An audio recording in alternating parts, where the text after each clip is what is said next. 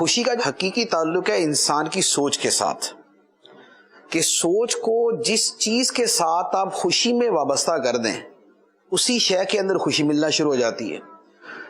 اب اگر ایک آدمی نے اپنے ذہن میں اپنی خوشی کو کاروں کے ساتھ، بنگلوں کے ساتھ، سیر و سیاحت کے ساتھ جوڑ دیا، اب یہ چیزیں اس کو ملیں گی تو اس کو خوشی ملے گی، ورنہ اس کو خوشی نہیں ملے گی۔ ایک کار ہوتی ہے، لینڈ کروزر ہے، پراڈو ہے، یا اس سے جو ہے نا وہ اوپر کی ہے،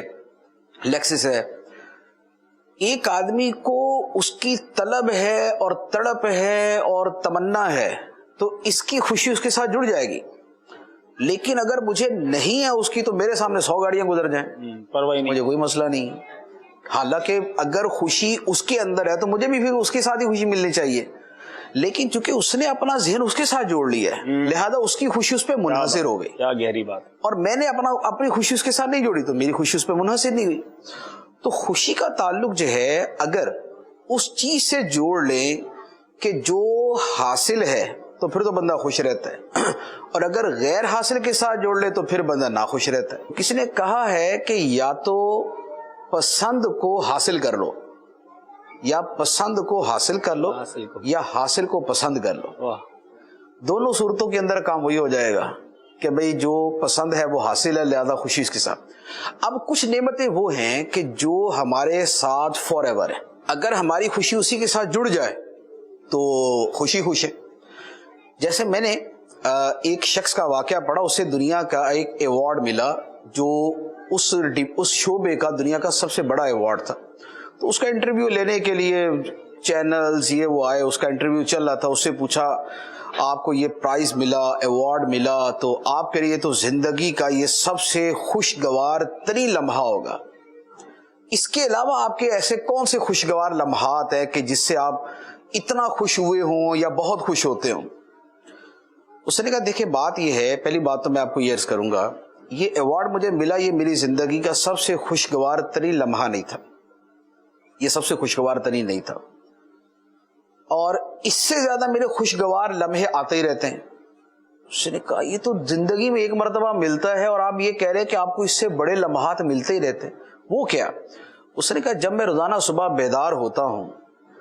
اور میں اٹھ کے سانس لیتا ہوں اور میں اپنے وجود کو دیکھتا ہوں تو مجھے جو نئے دن کا اور اپنی زندگی کا اور اپنی چلتی سانسوں کا احساس ہوتا ہے، مجھے اس سے اتنی خوشی ملتی ہے کہ جتنی خوشی مجھے اس پرائز کے اندر نہیں ملی۔ تو اب خوشی اگر اس کے ساتھ جڑی ہوئی ہو، ہمارے ایک دوست ہیں، ان اتنی غربت کے حالات تو اس سے لیکن خوش بہت، اس سے پوچھا یار آپ اتنے خوش کیوں ہیں؟ اس نے کہا آج اتنے خوش، ایک دن بہت خوش تھے تو میں نے پوچھا آپ اتنے خوش کیوں ہیں آج؟ اس نے کہا مفتی صاحب میں نے ایک لاؤڈ اسپیکر خریدا ہے، اس میں فنکشن بہت ہیں، تو میں اس کا کبھی کوئی فنکشن آن کر دیتا ہوں، کبھی کوئی فنکشن آن کر دیتا ہوں، کبھی کوئی فنکشن آن کر دیتا ہوں، تو میں بڑا خوش ہوتا ہوں۔ تو بات یہ ہے کہ اپنی خوشی انسان نے کس چیز کے ساتھ جڑی ہوئی ہے۔ اگر خوشی کو جوڑ لیا جائے ایمان کے ساتھ، خدا کی ان نعمتوں کے ساتھ کہ جو انسان کے ساتھ ہر وقت موجود ہیں، انسان سانس لے رہا ہے، ہر سانس خدا کی نعمت ہے، انسان کے اعضاء سلامت ہیں اور یہ اعضاء خدا کی نعمت ہے، اس کی زندگی ایک اچھے انداز میں گزر رہی ہے، وہ کسی بہت بڑی آفت اور مصیبت میں نہیں ہے، اور عمومی طور پہ لوگ نہیں ہوتے، کسی کے آگے ہاتھ نہیں پھیلا رہا، کسی کے آگے وہ ہاتھ نہیں پھیلا رہا۔ تو یہ قناعت اور یہ اللہ تعالیٰ کی موجود نعمتوں کے ساتھ جب خوشی کو جوڑ دیں گے نا تو پھر یہ غربت اور امانت کی وجہ سے جو ہے نا وہ اتنا پرابلم نہیں ہوگا۔ ورنہ دیکھا یہی ہے، جو کم از کم اگر میں اپنا مشاہدہ عرض کروں کہ میرے ملنے والوں میں نے زیادہ امیروں کو زیادہ پریشان دیکھا ہے اور زیادہ غریبوں کو زیادہ خوش دیکھا ہے، کیونکہ غریب آدمی جو ہے وہ آدھا کلو جو ہے نا وہ چکن بھی خریدتا ہے اس پہ خوش ہو جاتا ہے، اور امیر آدمی 50 لاکھ کا بیل بھی خریدتا نا اس کو وہ خوشی نہیں ملتی۔ تو لہذا خوشی کو صحت کے ساتھ، سب سے پہلے ایمان کے ساتھ،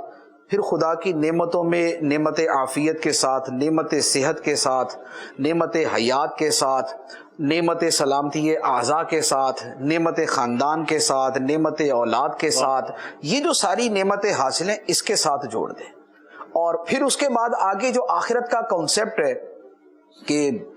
وَمَا هَذِهِ الْحَيَاةُ الدُّنْيَا إِلَّا لَهْوٌ وَلَعِبٌ کہ دنیا کی زندگی تو نہیں کھیل کود اور تماشا. تو لہذا کھیل کود اور تماشے میں اتنا بہت کچھ نہ بھی ملا تو کوئی اتنی بڑی ٹینشن نہیں ہے. وَإِنَّ الدَّارَ الْآخِرَةَ لَهِيَ الْحَيَوَانُ آخرت کی زندگی ہی حقیقی زندگی ہے. تو لہذا اگر کسی کو مسافر خانے میں تو بہت زیادہ سہولتیں نہیں ملی لیکن یہ پتا ہے کہ منزل پہ جا کے بڑی سہولتیں ہیں اور بہترین رہائش ہے. یہاں پر راستے میں چلے ہم نے وہ اکانومی میں سفر کیا لیکن آگے سوئٹزرلینڈ ہی جانا ہے تو اب وہاں کا جا کے ایک بھی وہاں تو نعمتیں ہیں وہاں تو راحتیں ملیں گی. تو منزل کی راحتیں جو ہیں یہ مسافر خانے کی راحتوں سے زیادہ جو ہے وہ دائمی بھی ہوتی ہیں, خوشی کا باعث بھی ہوتی ہیں. تو تھوڑا سا آخرت والا کانسیپٹ ہو نا تو اس سے یہ پھر غربت امارت والا اتنا احساس باقی نہیں رہتا.